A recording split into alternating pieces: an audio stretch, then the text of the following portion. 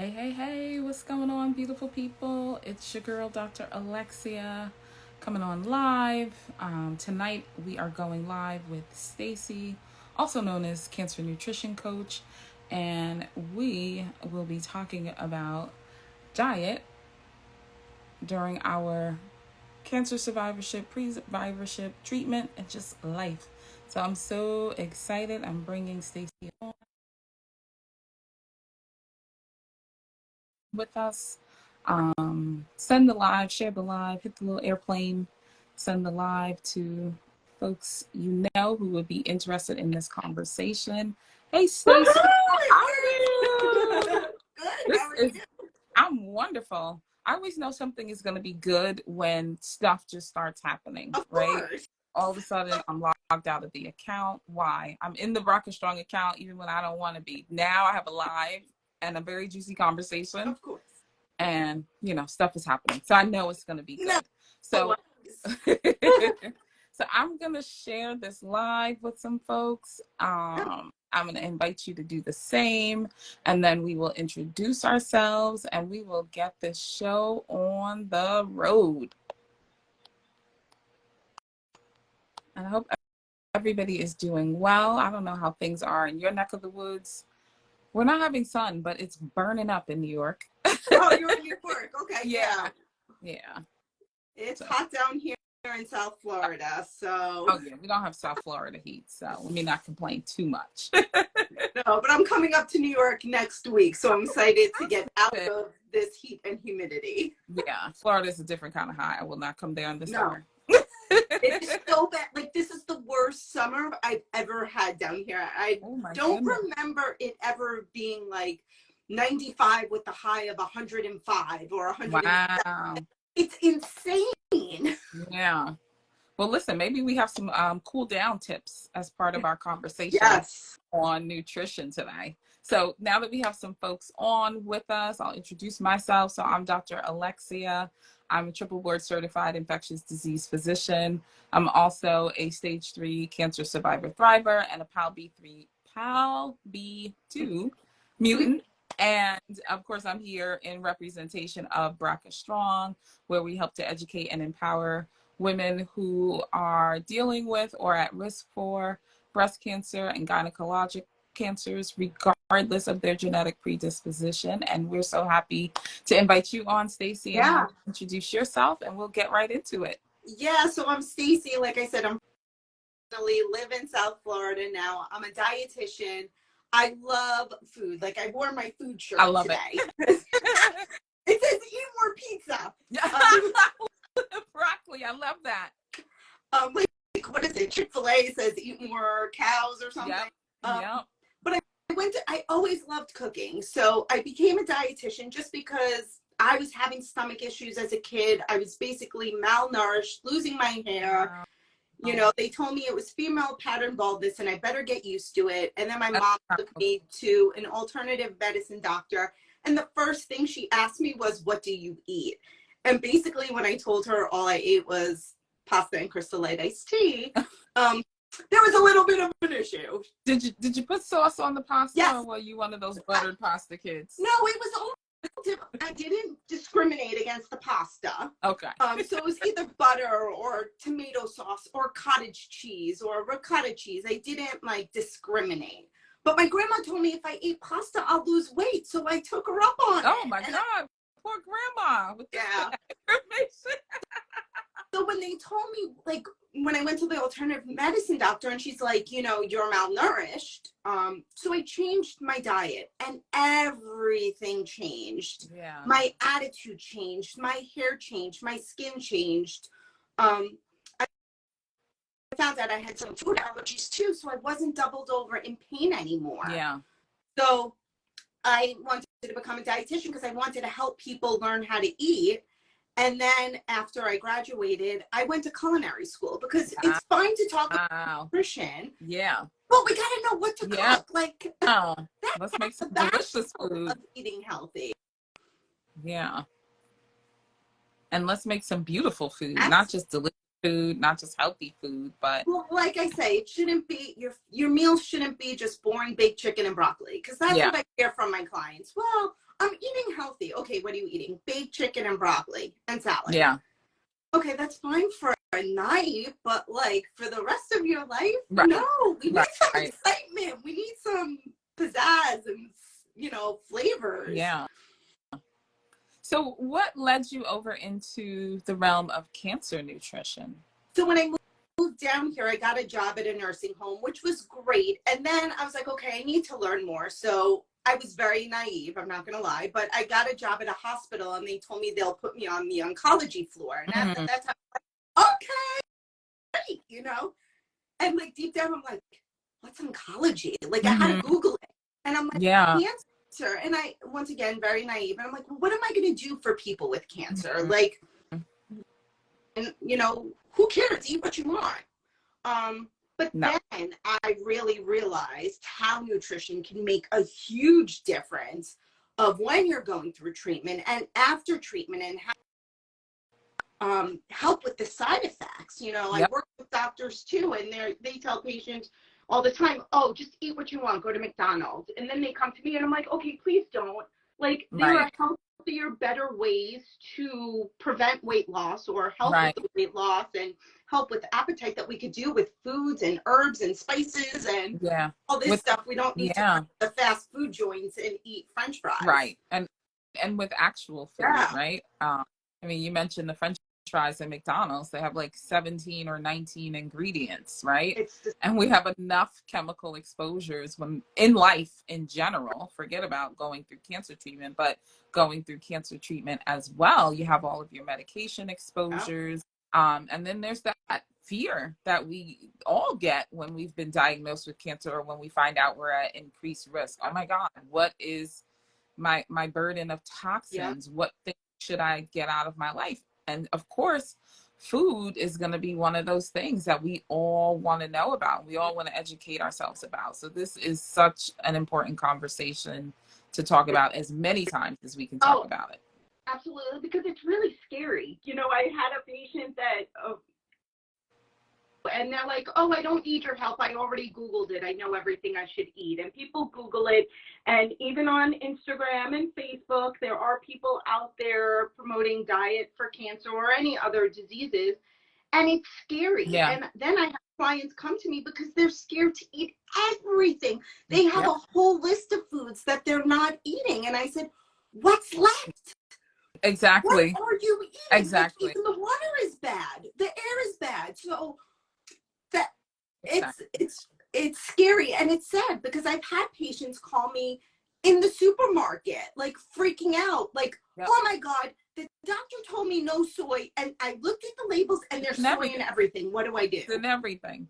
First, we got to take a deep breath and breathe. We will get through this, but it's scary, and what the information out there, you know, you're scared to eat everything. You're scared to eat fruits and vegetables because if they're not organic, you know, you don't want to do that. You don't want to eat meat. You don't want to eat dairy.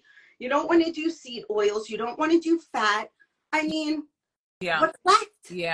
And that's a terrible way to be. And I've had people message me and say, can I eat a banana? Yes. You can eat a banana. There's so many reasons you should eat a banana.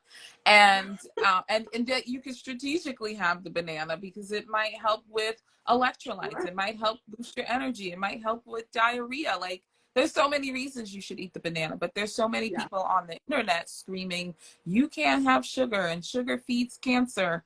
And so people are so lost and they don't know what to do. So I feel like that's a juicy list that you gave us. But I know as someone who is a breast cancer advocate and a wellness coach, these are conversations I'm having. And those are all the things that people put out there. And those are things that I wondered about for myself. So I want to like get right into it. So I already mentioned sugar and you mentioned soy. So let's talk a little bit more about the sugar thing, and then we'll go into soy next, and then we'll just go where the conversation carries us. Anyone who's, we have a bunch of people. If you guys have any questions, put it in the comments. Yes, please.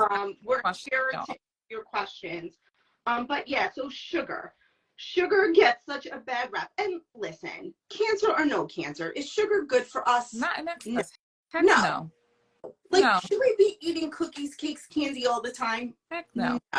So And it's not going to feed your cancer cells. It feeds all of your cells. All of your cells need energy.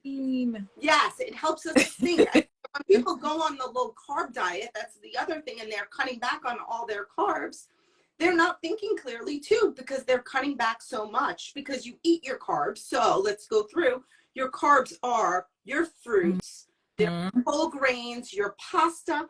The carbohydrates break down to sugar and it feeds all of your cells. It's not just going to feed your cancer cells. Yeah. So yes, I would rather somebody eat a banana or a carrot or watermelon versus eating a cookie. Yeah. But just remember too, if you want a piece of cake, Have the damn if you want the ice cream, eat it.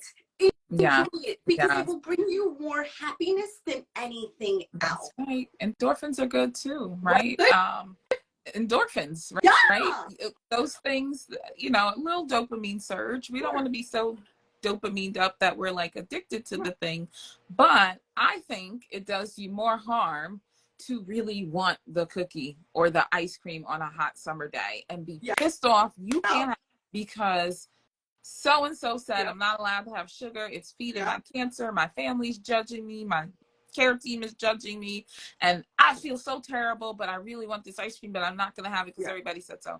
To me, all of the anger, the resentment, all of the upset feelings and all of that is more harmful than just having had the ice cream.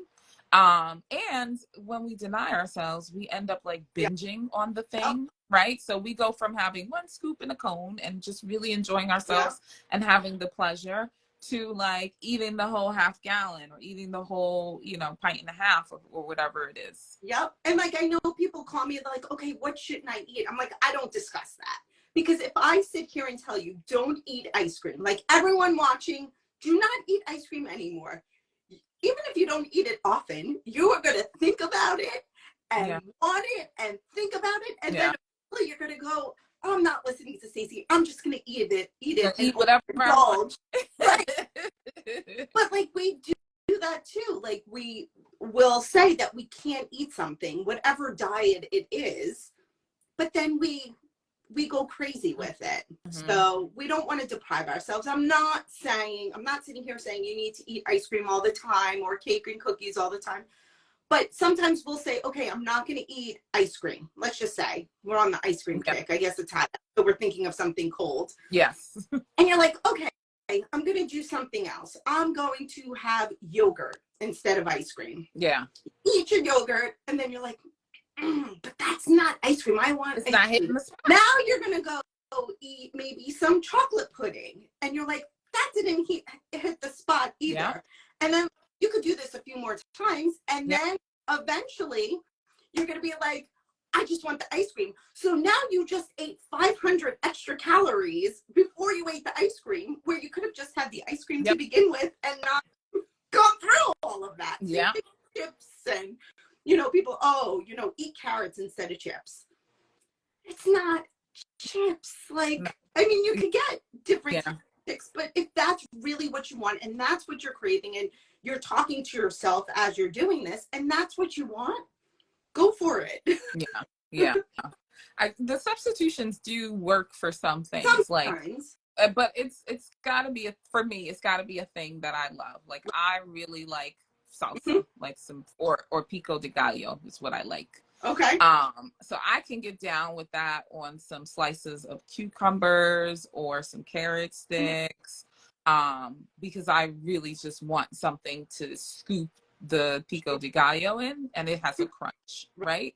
So it's a nice substitution if that works for you, right? But I'm not trying to replace chips with carrots and cucumbers, right? I need something to carry my salsa or my guac because that's what I really want, you know? But if I want some doggone tortilla chips, I'm going to have them. But yeah, don't deprive yourself. And also with, the one meal that you ate, the one slice of cheesecake that you had did not cause your cancer. It did not cause cancer to come back. So understanding that too, you can't blame yourself. You aren't to blame for it. Yeah. So, you need to enjoy, but yes, we want everyone to eat more nutritious, but also enjoy life. Yeah. So even when you were saying, like, when people ask you, like, oh, tell me what not to eat, Yes. and you were like, no, I don't do that. In my mind, what I tell people is I don't tell them what they can't have. I'm just saying, like, I just say, add Yes. this, eat Let's more talk of about this. what You you can eat. increase your portions of this and decrease Yeah. your portions of that. But, Yes. you know, you don't have to make things a never. Right. Are there things we would say, yeah, you want to avoid a lot of, or, you know, you want to have them in moderation? Yeah, and we can talk about that. Sure. But nothing is a never, right? Yes. That's reasonable. Right. We can eat. Like, why talk about the negative? Yeah. Let's talk about positive. Let's talk about all the things you can Yeah. eat versus what you should limit or not eat as much of. Yeah. Yeah. Yeah. So I think that is nicely leads us into a Yeah. conversation about soy. Ooh. Because 5 years ago, I was scared to death of Yep. soy. And I was the same way. I was in the grocery store. Geez, soy lecithin isn't everything. I'm not eating any of this stuff, you know? And, you know, there's more and more data coming out about that. So Yeah. let's talk about that. Lend us your wonderful expertise. Yeah, I mean, I still have doctors telling, patients and clients don't eat soy, but soy is safe. The real soy, the whole soy. So that's your edamame, your tempeh, anything like that, is good for you. You could have 2 to 3 servings a day of it, and also, and there shows benefits of eating the soy. Right. Yeah. So if you like soy, eat it, enjoy it, and then your soy sauce is not soy, please, because I've met people. Well, I'm not eating Chinese food. I'm not eating soy sauce. I'm like, but that's so processed down. There's nothing in it. Yeah. Having your real soy is fine. But then once you start processing, you hear something's good. So now they add it to everything. Yeah. So you have like your soy milk, your soy cheeses, your soy burgers. I mean, once you start processing it down, you're losing a lot of the nutrients from it. So you're losing the fiber, you're losing the nutrients. And then you're adding more stuff to it to give it flavor and texture. I'm a big advocate for making things yourself, but I know, like, I'm realistic too. Sometimes people don't have the energy or time, so it is easier to buy things, but you want to read the labels. But it's really those processed stuff because they're adding so much to it. But whole soy, your edamame is great. It's a great source of protein, especially going through treatment. If you like tofu, I mean, flavoring it up just because it really is a sponge. It does. It takes up the taste of anything. Yeah. I've had, soy done every kind of way, curry, barbecue, all kinds of seasonings and flavors added to it. And it really does take on the flavor of whatever you cook or season it with. Yeah. My only hang up with the tofu is the texture of it. I just can't get past the texture of it. I mean, you can make puddings with it, so like, or add it to smoothies, like the soft texture, so it's very creamy. Or if you like press it and get the dry tofu, the firm tofu, there's less water in it, so some people like that better because it's more of like a chewy texture. But it's really funny. I did a lecture once and they delivered food, so everyone, like, it was like a buffet type of thing, and we didn't tell anyone what the food was. And then at the end, we asked everyone what their favorite dish was, and it was like Chinese food or something. It had the rice dish, the noodle dish, a chicken dish, and a tofu dish. Nobody knew it was tofu, and everyone said that was their favorite dish, and they were totally shocked. Yeah. That's tofu. Yeah. But yeah, they cut it really, really thin pieces. Yeah. So you couldn't really tell. But yeah, you got things to it. You can't just grill it. Yeah. So a lot of folks are saying, like, they're getting such conflicting information from their doctors. Yes. And a physician who's also a cancer survivor, I am someone who tries to be very clear on what your doctor's role is and what your doctor's role isn't. Yes. And your doctor is not a nutritionist. And so if you have dietary questions, you should just ask your doctor for a nutrition referral. Yep. Because a lot of people are like, I've experienced people in the community as being very upset, very disgruntled, very confused, very disappointed in, that they got bad information from their doctors. But your medical doctors, your osteopathic doctors, your medical oncologist is not a nutritionist. And I get that we want to be like, well, they're giving us all these chemicals and these chemos, and, they're focused on getting cancer out of your body or keeping cancer at bay.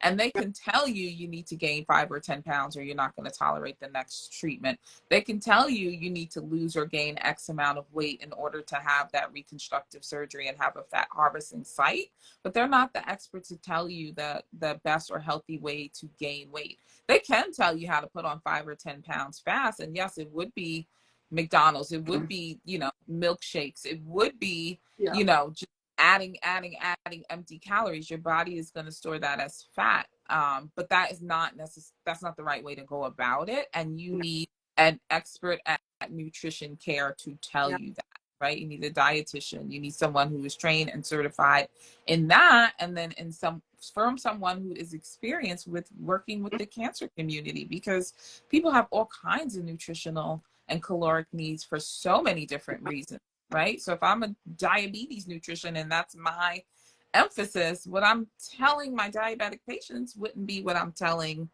a cancer patient necessarily, right? So we just have to seek the information from the appropriate experts. Yep.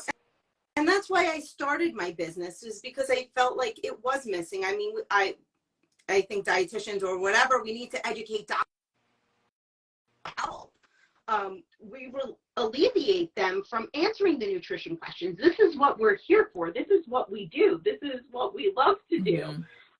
Just telling someone to go to McDonald's hurts me because that's not helping your patients. No. So if there's any doctors on here, refer out to dietitians. Doctors, we don't do everything. Dietitians, we don't do everything. We have our focuses. So sending out to the appropriate people is beneficial for your clients and your patients. Absolutely. So the next question in here was about dairy, and I think that's a good segue from our soy conversation. Correct me if I'm wrong. I think there was recent data that just came out about people who had diets that had consistent intake of, I want to say, like whole fat dairy, like whole milk, cheese, things like that, and they had an overall decrease all-cause mortality with that consumption of dairy. Are you familiar with that recent data? Okay. If I can find it and share it, but I know you still have tons of information you can give us about dairy. Dairy, for some people, it's fine. Some people, it's not.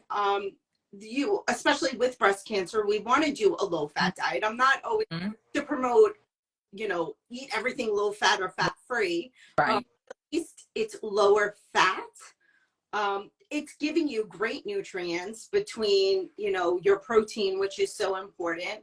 But I do respect people's wishes of not wanting to have dairy. And I think there are great alternatives out there too. If you didn't want to have dairy, you do have to read food labels because, I know people are telling, drink soy milk or almond milk, but there's not much protein in it. It's not replacing it completely with all the nutrients. One of the ones I like is pea milk. It's not pea, it's not urine, it's not yellow and green peas, good old green peas. Yes, it's made from peas. It's one of my favorites just because it has the protein in it. It has calcium, it has the vitamin D to the dairy milk, but you don't have to be scared of dairy or cheeses unless you're good. The only thing through treatment and your white blood cell count is down, doing any of your like unpasteurized milks, any that, or your blue cheese, your soft cheeses, just because if there's any bacteria in it, you're just more apt to get sick. We don't want you to have, but if you wanted some cheddar cheese or mozzarella cheese, it's fine to have, and it's giving you calcium, it's giving you protein. But if you do notice with yourself that you can't tolerate it, you're getting diarrhea, if you're congestion, exactly. everything is not for everybody. And, you know, some people do great on one type of diet and other people do great on another type of diet. And to some degree, you have to see what works for you. Sure. You know, Different. I know a lot of people who are so opposed to cow's milk because it, you know, all of the things, right? Hormones, antibiotics, all the things, right? But then, you know, inadvertently, on a daily and consistent basis, fed their children soy milk or almond milk, which the child ended up being allergic to, you know.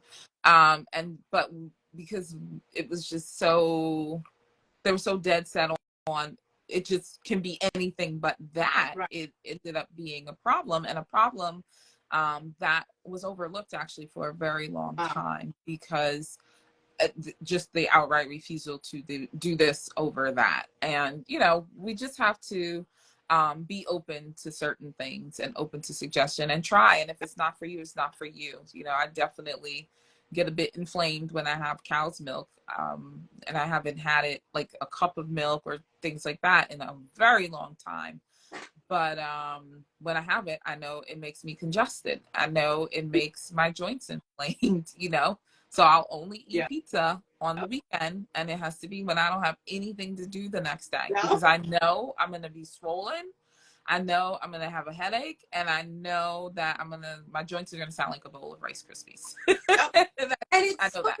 True. And, you know, you go online and you hear that everyone should have no dairy, no gluten, and, you know, all the craziness.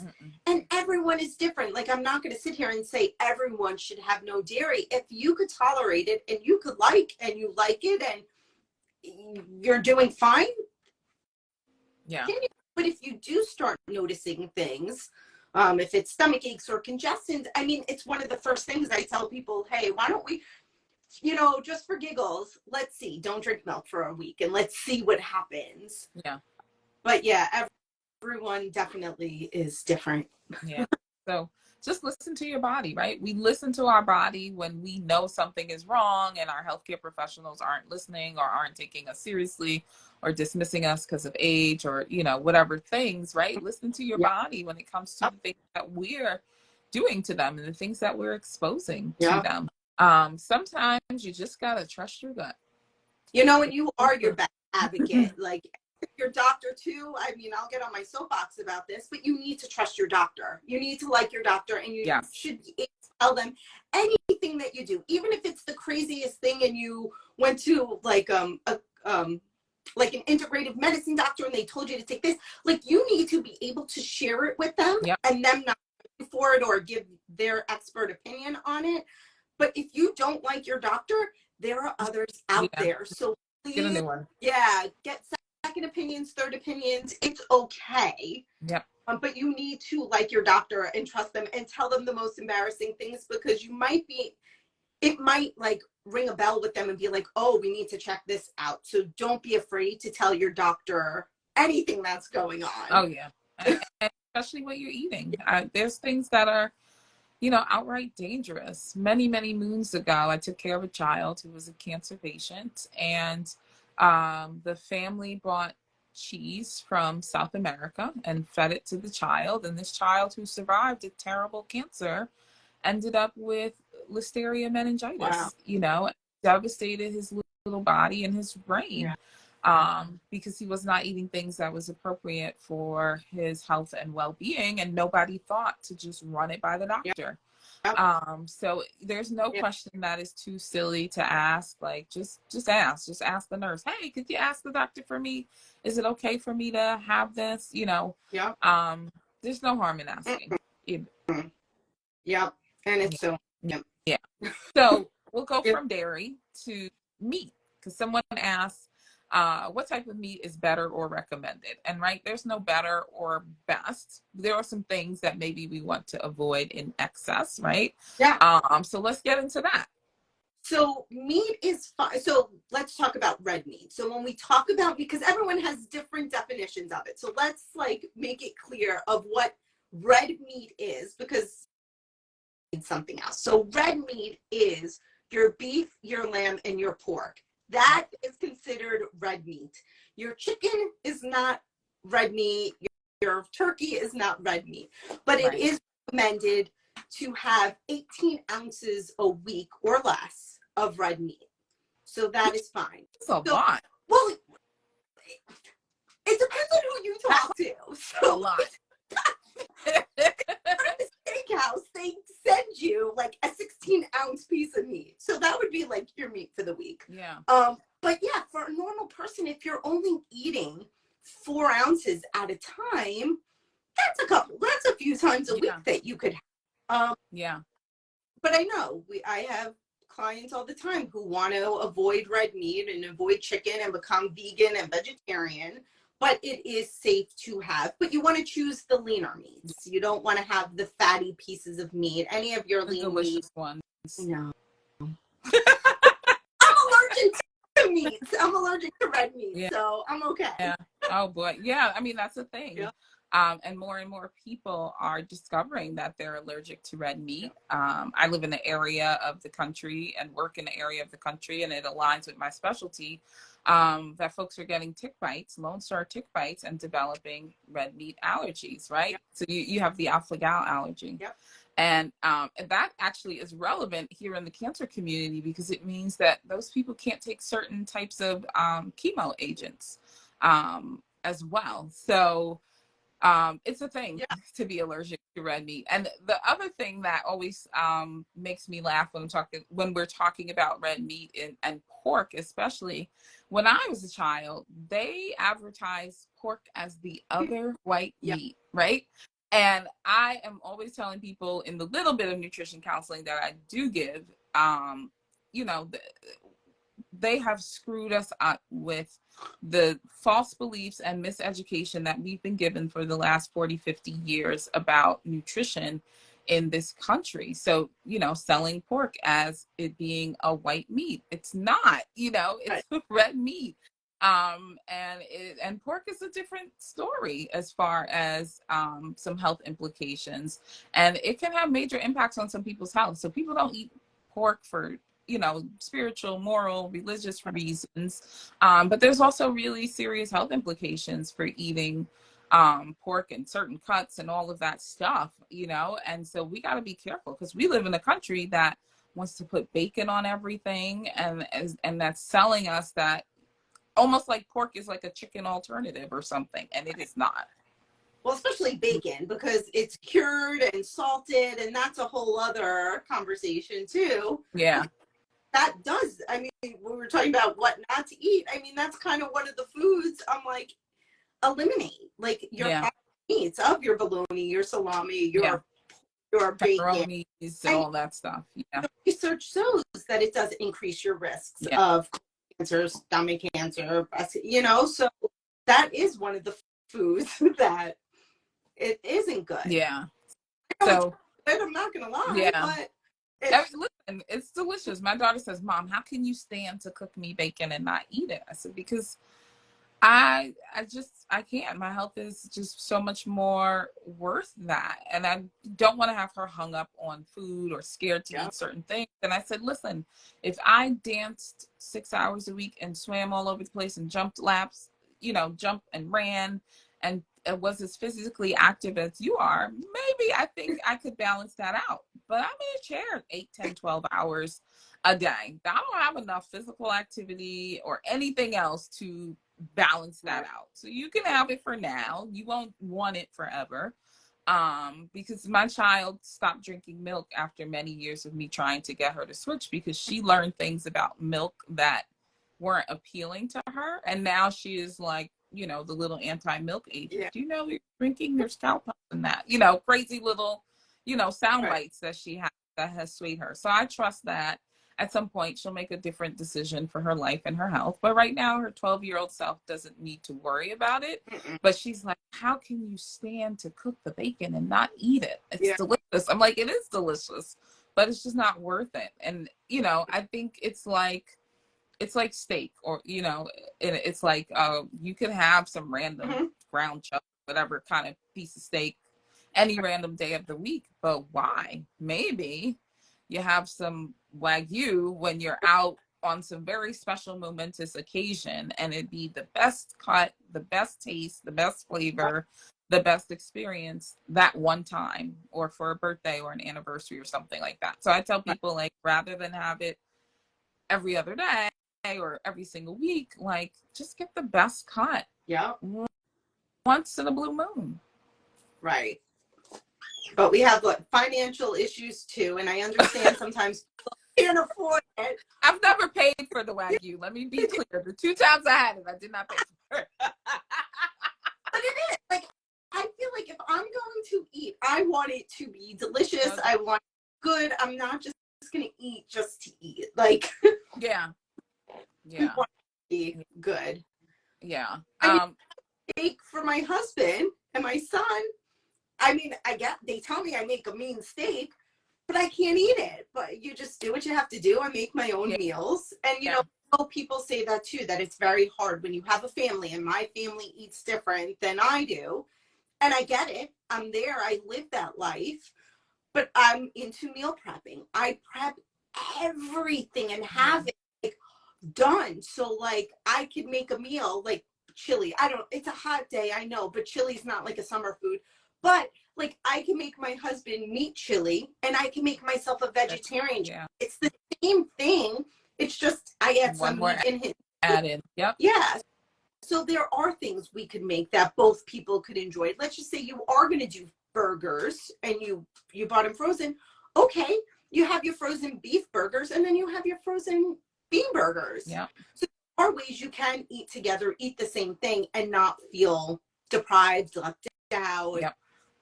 And making 2 totally different meals. It really doesn't have to be 2 totally different meals. No. But I think also meal prepping is so important. And I share that with my patients all the time. I'm like, if you don't plan to eat good, you're basically planning to eat bad. Yeah. Because there is nothing that is reasonably priced, easily accessible, and quick to access, like that you can pick up in 5 or 10 minutes, that's healthy, right? The sort of quick service, healthier fast food options, they don't have drive-throughs, and they don't come in value meals. They're a little more costly. They take a little longer to prepare because they're prepared fresh. And so what inevitably ends up happening is somebody's at work, they didn't pack a meal, and so they're eating from the vending machine, or they run out and go through a drive-through, or they, DoorDash or Uber Eats something that's going to come really quick to their office. And it's, it's one of those fast food restaurants. And so if you are not meal prepping and you're not planning to eat healthy, then you are planning to eat unhealthy. You're planning to eat really bad, relatively cheap, easily accessible stuff. What is it? You fail to plan, you plan to fail. Mm-hmm. That's the way it works with diet and nutrition. Is. And what's the other line my husband says? You can't cheap, easy, and fast. You can't get all 3. Yeah. Yeah, it can't be cheap, good, and fast. Yes, that's you gotta pick one. But even so, like here, I am a dietitian, and I know that I'm a dietitian, whatever. But there are easy ways to prep. Like you can buy frozen vegetables. What's wrong with frozen vegetables? They're great. They're cheap. They're in the freezer. You don't have to worry about them going in the refrigerator. For anyone in Florida or the South who has Publix, I mean, and I know the other supermarkets too have it, but get the cucumbers that are already chopped up, or the red peppers that are already chopped up. It saves you time. It saves you energy. So like all of that is fine to do. So then if you have all that, you can make like a soup. You could buy, you can make broth or buy broth, add all your vegetables to it. Quinoa, make your grains in advance, have it in the house. So there's so much you could do to prep and have it to throw meals together. Because listen, I'm not gonna lie, I'm straightforward. Like if I am hungry, I am going to grab whatever is easiest for me. And if I have a watermelon, because I do have a watermelon sitting on my counter, I'm hungry, I am not going to clean that and chop that. Chop it up. Yeah. I'm not, because I'm hungry. I want to eat now. But if it was cut up for me already in the refrigerator, you're more apt to for it. It. So it's about food shopping, but it's also about prepping everything when you get home or the next day, just so it's ready for you. I agree.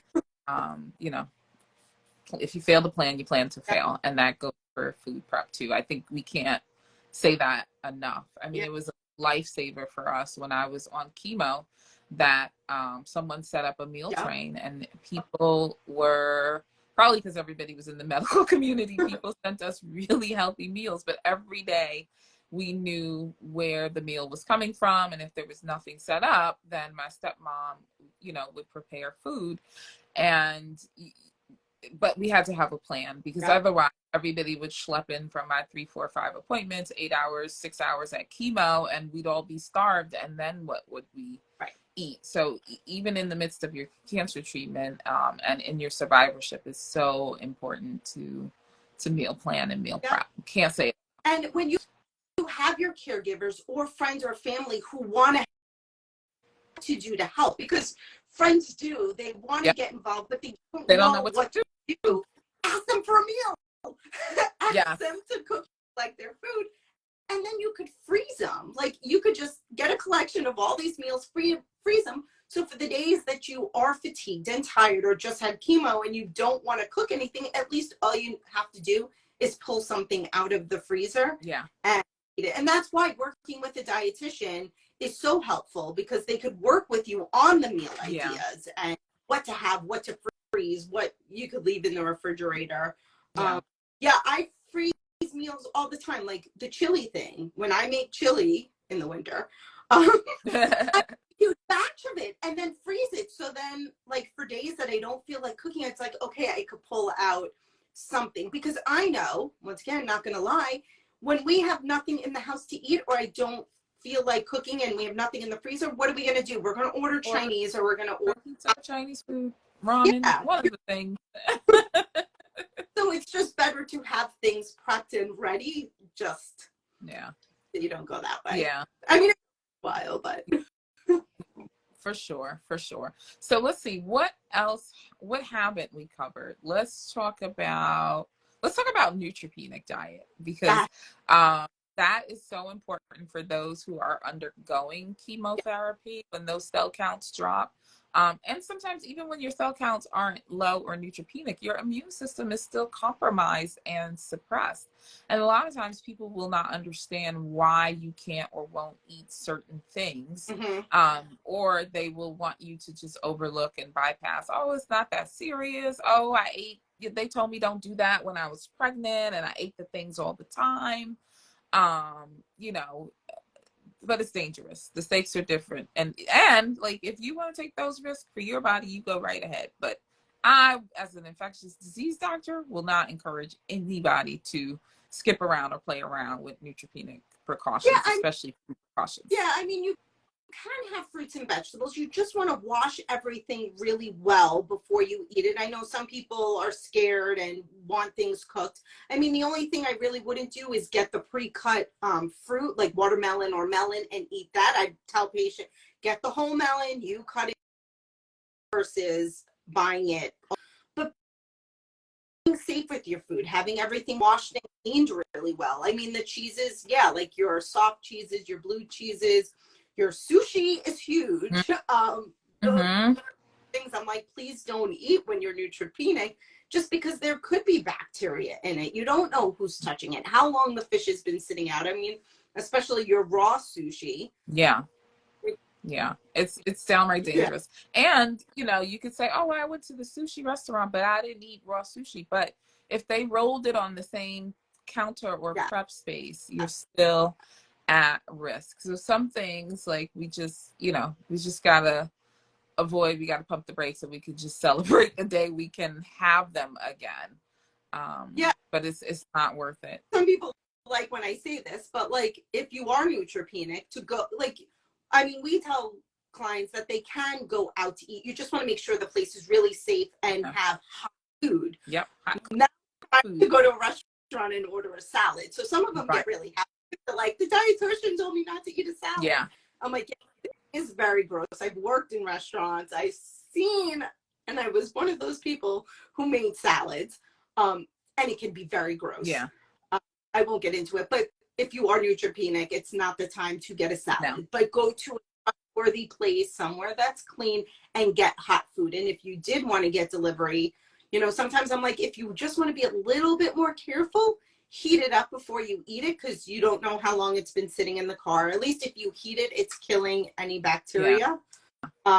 Yeah. But really want to be careful, because I don't want someone to get sick from what they ate. Right. The cancer's hard enough. Chemo's hard enough. Yeah. We don't want to add additional stress or potential harm to ourselves just while we're trying to nourish our bodies, you know? I have another topic we should talk about, since let's get into it. Water. Yes. It is so important. For sure. The hospital because you ate something bad, and I don't want you to go to the hospital because you're dehydrated and didn't drink enough. So drinking water, and yes, I know water could get boring sometimes, so flavor it up. If you want cheese, use like powders, use fruit, like you could cut up melon or cut up mango. We've been doing mango since we had so many mangoes. I've been just taking a piece and throwing it in my water, and now my water tastes like mango. Flavor it up, drink it, and when you think you drank enough, drink more. up. Because it's so easy to get dehydrated, especially with this heat that we've been talking about. Like, so hot. And if you are going through treatment and you're having diarrhea, you're having vomiting, you're getting rid of the fluids you need to replenish that. So you could do the electrolyte drinks if it's coconut water. I know Gatorade has a lot of sugar in it. I'm just not. Pedialyte, I'm a fan of.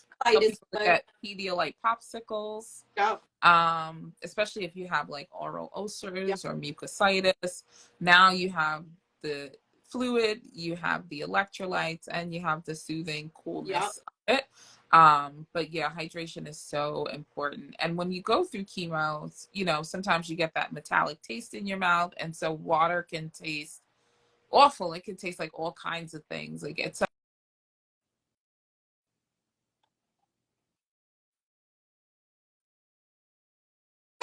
some point, if I like, it tasted like I was licking batteries or aluminum foil, and then at one point water just tasted like burnt rubber. So plain water was like a no-go for me. So I did lots of lemon water, which, you know, I like to do anyway.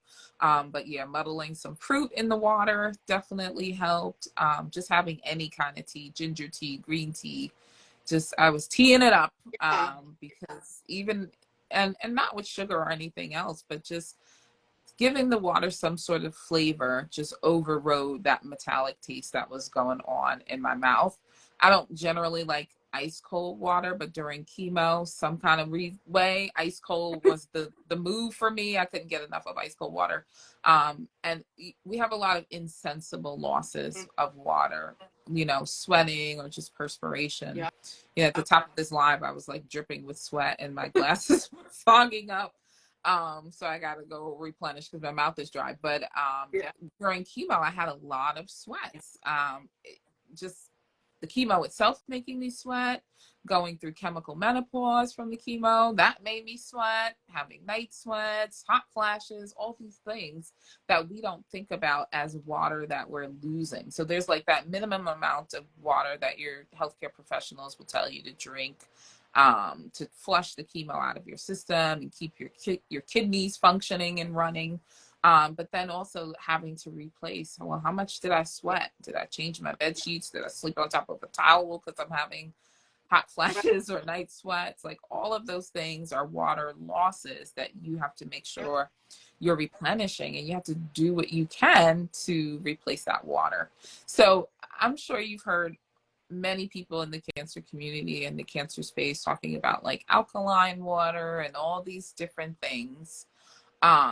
Can we please talk about that? Because I think we would be remiss in not bringing it up and just setting the record straight on that. But I've had patients and clients who tell me they like the alkaline water when they have the taste changes and it tastes better.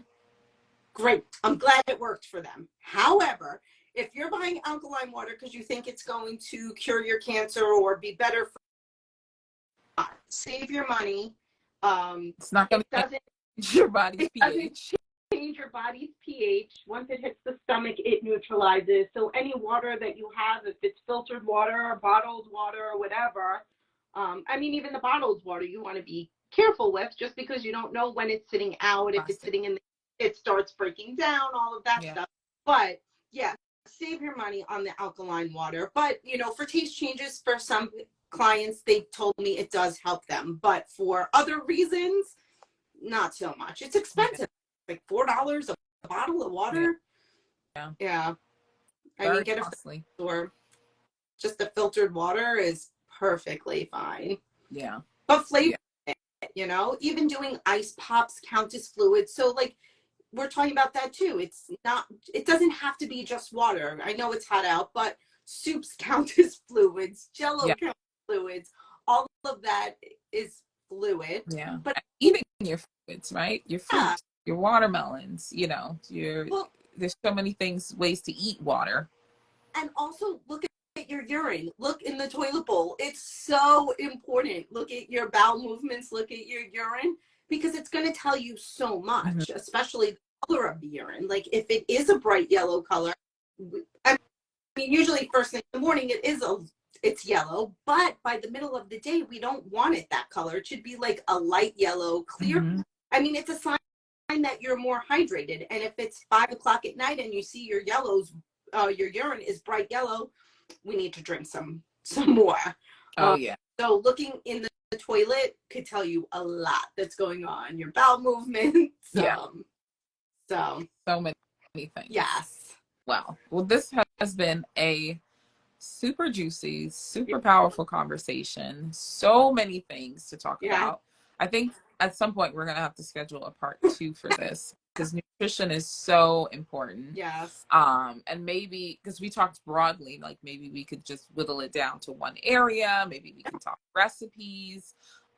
There's so much that we can get into, and so much that I'm sure you have in store for our audience. So tell the wonderful folks how they can connect with you, how they can follow you. If you offer any services, please let us know, so that it lives here forever on our page, so that our audience can stay in touch with you. Yeah, so I'm here on Instagram, cancer.nutrition.coach. And I work with clients one-on-one. I also do group settings and also have a membership. So with the membership, you get handouts and videos. And also we meet once a month just to answer all your questions. So we have connections and we can talk, because I want to help. Like that is my biggest thing. I don't want someone to feel alone or want to, you know, think they have to go eat McDonald's. Also, Facebook, I have a free group, a free community called the Plant Focused Cancer Fighting Kitchen, where I post recipes and where you could ask questions too. But it's just to build that community of that you're not alone. There's so many people going through this, and there is help out there. So you could find me in those places. Awesome. But if you have questions, contact me, send me a DM. I'm always here to help. I help with meal planning and send recipes and meal plans, customizable meal plans to help. I love it, love it, love it. I'm so grateful that you came and spent some time with us today, that we did some food myth busting, that we did a lot of truths, and that we know here in the community that we have experts in nutrition, experts who can help us plan and manage a diet that is best for us while we're going through cancer, because we may be at risk for cancer, or just because we need to nourish our bodies anyway, right? I tell people all the time, and when the pandemic first started, I was telling people, like, could you imagine never tasting food again, or never smelling it again? Like, for me, that was enough reason to put a mask on, if, you know, not for, you know, food alone, right? To me, food is not just the way we nourish our body. It's the way that we comfort ourselves. It's a way we express ourselves culturally and individually.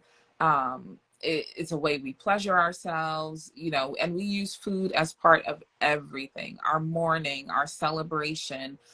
So it is more than just nourishment to our bodies, but whether we're celebrating, grieving, comforting ourselves, or just getting in calories, vitamins, minerals, nutrients to fuel our bodies, we need food, right? And I think that we get to have pleasure in the things that we eat, even as we're going through the cancer treatment experience or the pre-vivorship experience or prepping for surgery or recovering from surgery or whatever it is, right? There are many wonderful ways in which we can nourish our body, ways that we can eat healthfully, safely, and enjoy it as well. So thank you again, Stacy, for your time here. Thank you everybody who's joined us here on the Brca Strong platform. Again, I'm Dr. Alexea, Medical Director here at Brca Strong, and I create healing pathways for total health and cancer wellness, mind, body, and spirit.